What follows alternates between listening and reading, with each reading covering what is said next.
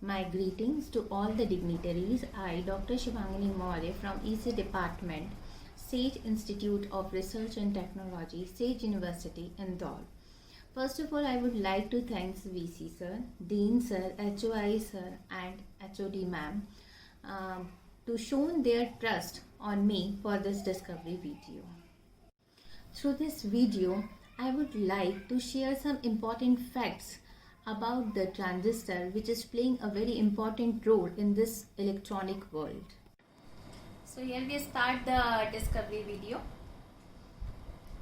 कुछ पॉइंट्स हैं यहाँ पर जो मैं आप लोगों को एक्सप्लेन करूँगी, जैसे कि इंट्रोडक्शन है, हिस्ट्री है, एडवांटेजेस हैं, लिमिटेशंस हैं, ओरिजिन की वो टर्म आई कहाँ से, first working transistor, BJT, FET, MOSFET और उसके यूसेज, रेफरेंसेस। तो सबसे पहले तो मैं आपको बताना चाहूँगी कि ट्रांजिस्टर की डेफिनेशन क्या होती है। मीन्स सबसे पहले तो हमें डेफिनेशन ही आनी चाहिए। Transistor is a semiconductor device which is used to amplify the electronic signals. और ये जो ट्रांजिस्टर है ये बना होता है सेमीकंडक्टर मटेरियल से, जिसमें हम लोग तीन टर्मिनल्स को देखते हैं। अगर हम बीजेटी की बात करते हैं तो एमिटर, बेस, कलेक्टर। इसी तरीके से डिफरेंट टाइप्स ऑफ ट्रांजिस्टर्स होते हैं जिनके डिफरेंट टाइप्स ऑफ तीन टर्मिनल्स होते हैं। तो इंट्रोडक्शन हम लेते हैं कि सबसे पहले जो ट्रांजिस्टर इन्वेंट हुआ था वो डिमॉन्स्ट्रेट हुआ कहाँ पे। ये डिमॉन्स्ट्रेट हुआ था 23 दिसंबर 1947 में बेल लेबोरेटरीज इन मुरे हिल, न्यू जर्सी। बेल लैब्स क्या है? एक रिसर्च आर्म है AT&T की, जिसको हम कहते हैं अमेरिकन टेलीफोन एंड टेलीग्राफ। इसमें तीन लोगों ने काम किया था, mainly William Shockley, John Bardeen and Walter Brattain. तो हिस्ट्री ये कहती है कि सबसे पहले एक इलेक्ट्रॉनिक सर्किट्स में कंट्रोलेबल वॉल्व बना था, जिसको हम कहते हैं वैक्यूम ट्यूब। वैक्यूम ट्यूब के नाम से कंट्रोलेबल वॉल्व बना था इलेक्ट्रॉनिक सर्किट में। अगर हमें सिंपल लैंग्वेज में आपको समझाऊं तो एक वाटर टैप होता है, जितना वाटर टैप को हम ओपन करेंगे फ्लो ऑफ वाटर उतना कंट्रोल होता है उस वेल्व से। इसी तरीके से इलेक्ट्रॉनिक सर्किट पे भी एक कंट्रोलेबल वॉल्व होता है जो कि सिग्नल्स और सिग्नल्स के एम्पलीफिकेशन को कंट्रोल करता है। उसको हमने जब इन्वेंट किया था तो वो सबसे पहले था वैक्यूम ट्यूब के फॉर्म में। उसके बाद हमने ये देखा कि वैक्यूम ट्यूब कहीं ना कहीं डिसएडवांटेज हमारे लिए हो रहा था, क्योंकि उसका जो साइज था वो बल्कि था और वो बहुत इलेक्ट्रिकल पावर को यूज़ करता था। इसकी वजह से उसमें हीट डिसिपेट होती थी और उसकी जो लाइफ थी वो शॉर्ट हो जाती थी। ओके, तो इसीलिए हम लोगों ने ट्रांजिस्टर इन्वेंट किया। बहुत सारे इसमें मॉडिफिकेशंस हुए और एट लास्ट ट्रांजिस्टर इन्वेंट हुआ, जिसमें हमने ये देखा कि उसकी साइज स्मॉल है, उसका यूज़ बहुत हम अच्छे से कर पा रहे हैं, जो पावर है वो लेस कंज्यूम कर रहा है। और इस तरीके से एक Austro Hungarian physicist Julius Edgar Lilienfeld ने एक थ्योरी प्रपोज करी, फील्ड इफेक्ट ट्रांजिस्टर। पर उसमें प्रॉब्लम ये थी कि वो वर्किंग मॉडल शो नहीं कर रहे थे। उन्होंने सिर्फ उसकी थ्योरी प्रपोज करी थी 1926 में। तो सबसे पहले जो वर्किंग डिवाइस बना था वो बना था पॉइंट कॉन्टैक्ट ट्रांजिस्टर, जो कि बना था 1947 में एक अमेरिकन फिजिसिस्ट के द्वारा, जिनका नाम था जॉन बर्डिन, वॉल्टर ब्रेटन और विलियम शॉकली, बेल लैब्स में। विलियम शॉकली एक्चुअली इस पर 10 साल से काम कर रहे थे, पर 8 साल बीतने के बाद उनको ये लगा कि एक वर्किंग मॉडल तैयार नहीं हो रहा है। तो वर्किंग मॉडल तैयार करने के बाद 8 साल के बाद उन्होंने 2 साइंटिस्ट को अपने साथ इंक्लूड किया इंजीनियरिंग और डेवलपमेंट में, और ये थे बार्डिन और ब्रॉटन। और इन्होंने ये काम जो वर्किंग मॉडल का था वो सिर्फ 2 साल में करके दिखा दिया। तो बार्डिन और ब्रेटन जो थे, उन्होंने जो ट्रांजिस्टर बिल्ड किया वो था पॉइंट कॉन्टैक्ट ट्रांजिस्टर। अब उसके बाद उसमें भी कुछ चेंजेस थे, कुछ मॉडिफिकेशंस हुए और शॉकले ने डिज़ाइन किया ट्रांजिस्टर, जिसको हम कहते हैं बाइपोलर ट्रांजिस्टर। वो जब उन्होंने बाइपोलर ट्रांजिस्टर इन्वेंट किया तो वो पॉइंट कॉन्टैक्ट टाइप ट्रांजिस्टर से भी बेस्ट था, इसीलिए बाइपोलर ट्रांजिस्टर ने रिप्लेस किया पॉइंट कॉन्टैक्ट टाइप ट्रांजिस्टर को, जिसमें टेक्सास ने फर्स्ट कमर्शियल प्रोडक्शन स्टार्ट किया जंक्शन ट्रांजिस्टर का। किसके लिए? पोर्टेबल रेडियोस के लिए 1954 में। 1960 में क्या हुआ, सोनी ने उसका प्रोडक्शन जो है वो मैन्युफैक्चरिंग करा टेलीविजन में, और जहाँ पहले वैक्यूम ट्यूब यूज होता था, अब वो वैक्यूम ट्यूब को रिप्लेस करके ये ट्रांजिस्टर्स टेलीविजन में यूज होने लग गए।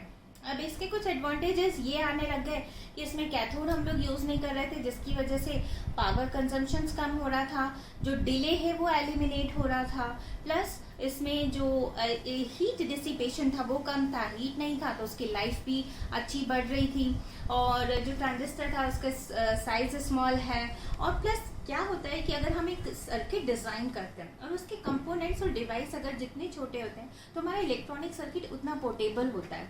अगर उसमें इक्विपमेंट्स, डिवाइसेस, कंपोनेंट्स अगर लार्ज साइज की होंगी तो हमारा पूरा इक्विपमेंट जो है वो बड़ा बनता है, तो इसीलिए ये एडवांटेज हमको मिला, क्योंकि ट्रांजिस्टर बहुत छोटी साइज के होते हैं। तो large number of transistors we are using, we are able to use in the one integrated circuits. फिर लो ऑपरेटिंग पॉइंट्स होते थे, लो वोल्टेजेस होते थे, तो इसीलिए एक फ्यू सेल्स में ही उन्होंने बहुत अच्छे से एक इलेक्ट्रॉनिक सर्किट्स को डिजाइन करना शुरू किया। फिर एक और एप्लीकेशंस आती हैं कि अगर मान लीजिए छोटा सा कोई वोल्टेज एम्पलीफिकेशन सर्किट हमको डिजाइन करना है, तो हमें बहुत ज़्यादा एनर्जी की ज़रूरत नहीं पड़ती थी, हम कम एनर्जी कंजम्पशन से भी वो डिज़ाइन को कंप्लीट कर पाते थे। कॉम्प्लीमेंट्री डिवाइसेस में क्या होता था कि कुछ फ्लेक्सिबिलिटी की ज़रूरत हमको पड़ती है, वो फ्लेक्सिबिलिटी हम लोगों को वैक्यूम ट्यूब में नहीं मिल पा रही थी, इसीलिए हम लोगों ने उसे ट्रांजिस्टर से रिप्लेस किया था। प्लस ट्रांजिस्टर्स में एक और एडवांटेजेस था कि मैकेनिकल शॉक और वाइब्रेशन में वो बहुत ही कम सेंसिटिव था, उसको इतना नहीं लगता था, वो फिजिकल रिजिडनेस प्रोवाइड कर रहे थे, वर्चुअल एलिमिनेट कर रहे थे शॉक्स को और स्प्यूरियस सिग्नल्स को। प्लस इसमें कोई भी ग्लास का एनवलप नहीं था, ये जो नए ट्रांजिस्टर डेवलप हो रहे थे इसमें ग्लास का एनवलप नहीं था, तो वो ब्रेकेज, लीकेज, फिजिकल डैमेजेस, इन सब से हम लोग पूरी तरीके से फ्री हो चुके थे। पर इसमें कुछ लिमिटेशंस थी, वो लिमिटेशंस ये थी कि they are having the lack of higher electron mobilities, जो कि वैक्यूम ट्यूब में अफोर्ड हो पा रहा था, विच इज डिजायरेबल, जिसकी हमको डिजायर होती थी हाई पावर में, हाई फ्रीक्वेंसी में, जैसे कि एयर टेलीविजन ब्रॉडकास्टिंग होती थी, तो वहां पर हम लोग को कहीं ना कहीं ये अपने यूसेज में लिमिटेड पड़ जाते थे। ट्रांजिस्टर जो कि सॉलिड स्टेट डिवाइसेस में यूज होते हैं, they damage from very high electrical and thermal aspects, जो कि इंक्लूड होते हैं इलेक्ट्रॉनिक डिस्चार्ज में। वैक्यूम ट्यूब्स में बहुत ज़्यादा रिजिडनेस होती है इलेक्ट्रिकल पावर को लेके, और ट्रांजिस्टर्स जो रेडिएशंस होते हैं, कॉस्मिक रेज होती थी, उनसे वो बहुत ज़्यादा सेंसिटिव होते थे, तो कुछ लिमिटेशंस थी। अब एक पॉइंट आता है, बहुत ही इंटरेस्टिंग पॉइंट है, आप लोगों को बहुत पसंद आएगा कि ये टर्म बनी कहाँ से, ट्रांजिस्टर, ये ट्रांजिस्टर ही क्यों बना। तो मैं आपको बताती हूँ कि बहुत सारी टर्मिनोलॉजीज इसके लिए मार्केट में आई थी, जो कि कंसीडर भी हुई।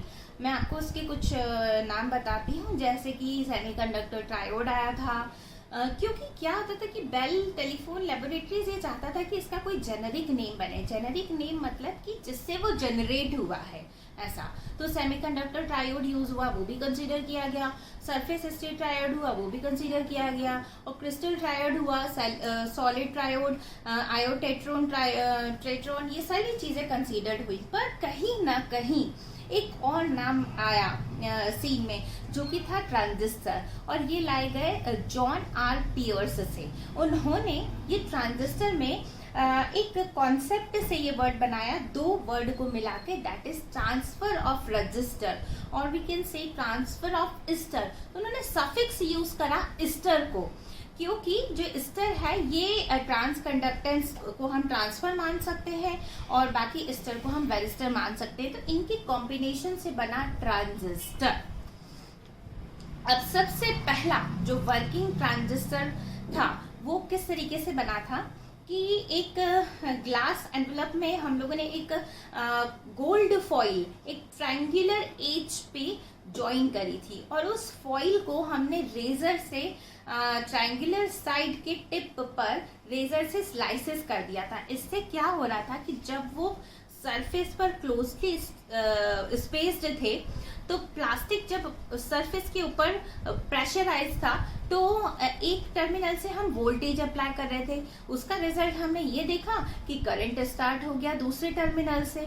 तो यहाँ पर हमारा जो ट्रांजिस्टर डेवलप हुआ, that transistor was point contact transistor, क्योंकि वो पॉइंट सरफेस से कॉन्टैक्ट में था। एक पॉइंट पर हमने वोल्टेज अप्लाई किया, दूसरे पॉइंट से हमारा करंट स्टार्ट हो गया फ्लो होने के लिए। तो ये था हमारा फर्स्ट वर्किंग ट्रांजिस्टर।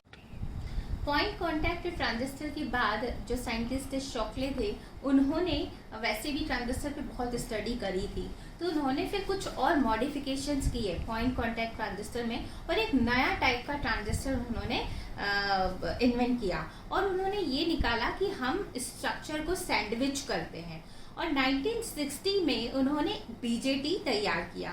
वो बीजेटी और बेटर परफॉर्मेंस दे रहा था पॉइंट कॉन्टैक्ट ट्रांजिस्टर से, और उसमें हमें ये मिल रहा था कि उन्होंने जो सैंडविच किया था वो ये सैंडविच किया था कि one type of semiconductor is sandwiched between the two same type of transistors. तो इस तरीके से हमें दो टाइप के बीजेटी मिल रहे थे। एक मिल रहा था एनपीएन ट्रांजिस्टर, जिसमें P type of semiconductor sandwich था दो एन टाइप के सेमीकंडक्टर में। दूसरा ट्रांजिस्टर था पीएनपी, जिसमें एन टाइप ऑफ सेमीकंडक्टर दो पी टाइप सेमीकंडक्टर के बीच में सैंडविच था। इस तरीके से एनपीएन और पीएनपी ट्रांजिस्टर थे।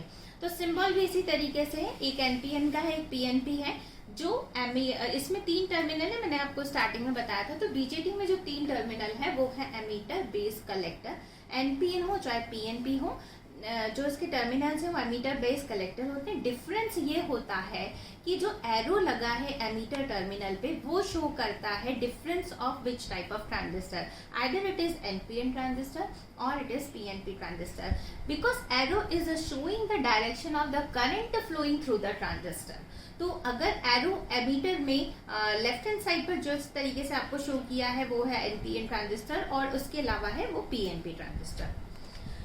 नेक्स्ट जो फील्ड इफेक्ट ट्रांजिस्टर, मैंने आपको स्टार्टिंग के इंट्रोडक्शन में बताया था कि एफईटी प्रपोज किया था जूलियस एडगर लिलिनफील्ड, जो 1925 में इन्होंने कॉन्सेप्ट लेकर आए थे, बट उस टाइम पे भी सबसे पहला वर्किंग मॉडल नहीं तैयार किया था, इन्होंने सिर्फ थ्योरी प्रपोज करी थी। तो फील्ड इफेक्ट ट्रांजिस्टर, अगेन हम उसको यूनिपोलर ट्रांजिस्टर कहते हैं, क्योंकि बीजेटी में दोनों पोल्स के थ्रू करंट फ्लो होता है, वो चाहे मेजॉरिटी चार्ज कैरियर इलेक्ट्रॉन्स हैं चाहे मेजॉरिटी चार्ज कैरियर होल्स है। बट फील्ड इफेक्ट ट्रांजिस्टर में ऐसा नहीं है, वो यूनिपोलर डिवाइस होता है। Unipolar that means only single poles, only single charges, या तो वो इलेक्ट्रॉन्स हो सकते हैं या फिर वो होल्स हो सकते हैं। अगर हम इलेक्ट्रॉन्स की बात करते हैं, if the current is due to the electrons that means it is N channel FET, if the current is due to the holes then it is P channel FET. Then इसमें 4 terminals होते हैं। Actually देखा जाए तो 3 terminals जो main है वो है, बट एक बॉडी टर्मिनल भी है जो कि इंटरनली सबस्ट्रेट है, कनेक्टेड होता है। तो ये जो 3 टर्मिनल ये है ड्रेन, गेट और सोर्स। ये 2 टाइप से डिवाइड हो रहा है एफईटी, एक होता है डिप्लीशन मोड और एक होता है एनहांसमेंट मोड। इसके बाद नेक्स्ट आता है मॉसफेट, क्योंकि कुछ और मॉडिफिकेशंस आए और फिर उसके बाद मॉसफेट बना। मॉस होता है metal oxide semiconductor field effect transistor, जो कि इन्वेंट हुए थे एटला एंड कैंग, और ये भी बेल लेबोरेटरीज में तैयार हुआ था। ये फैब्रिकेट हुआ था नवंबर 1959 को। ये देखा गया कि इसमें जो पावर कंजम्पशन है बहुत ज़्यादा कम है, हायर डेंसिटी है बीजेटी से, क्योंकि अब हम प्रीवियस ट्रांजिस्टर से अगर हम कंपैरिजन करेंगे, बीजेटी बना था तो इसमें बीजेटी से भी ज़्यादा हम लोग हाई डेंसिटी में इलेक्ट्रॉनिक सर्किट डिज़ाइन कर सकते हैं। मींस अप्रोक्सीमेटली 10,000 ट्रांजिस्टर्स हम लोग एक सिंगल आईसी में यूज़ कर सकते हैं। तो उसके बाद मैं आपको पिक्चर दिखा रही हूँ। देखिए, एक कंस्ट्रक्शन पिक्चर है जिसमें ये चारों टर्मिनल्स आप देख रहे हैं ब्लॉक वाइज, लेयर वाइज हैं। अगर आप मार्केट से ट्रांजिस्टर लेंगे तो वो इस तरीके से दिखेगा, और तीनों टर्मिनल्स आपको दिखेंगे, गेट, ड्रेन एंड सोर्स। मैंने आपको पहले भी बताया कि जो मेन टर्मिनल्स है वो गेट, ड्रेन और सोर्स हैं, ठीक है।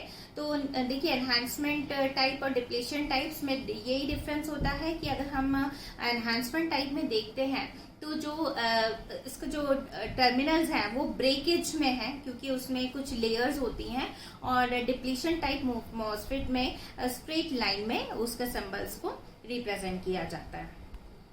नेक्स्ट है कि एडवांटेजेस क्या है मॉसफेट के बीजेटी के ऊपर। तो एक तो ये है कि मॉसफेट बहुत वाइडली यूज्ड होता है। वो इसलिए यूज होता है क्योंकि इसके बहुत सारे एडवांटेजेस हैं बीजेटी को लेके, कि जो डिजिटल सर्किट्स हैं, एनालॉग सर्किट्स हैं, दोनों में हम लोग 100% अप्रोक्सीमेटली 100% ट्रांजिस्टर्स हम लोग इसमें यूज कर रहे हैं।